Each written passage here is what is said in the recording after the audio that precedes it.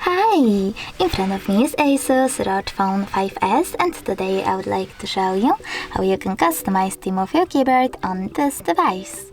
Start by opening settings and scrolling down. Now choose system, languages and input, on-screen keyboard and keyboard. Then go into theme and tap on this plus sign under my themes. After that, select the photo that you wish to apply, pinch it to scale and drag it to move. When you're ready, select Next and adjust brightness by swiping left or right. Finally, click on Done and tap on the switch next to key borders to disable or enable them. Then choose Apply. And now when I go back, I can see the theme of my keyboard was successfully customized. Thanks so much for watching. If you enjoyed this video, leave a like, comment and subscribe. Bye!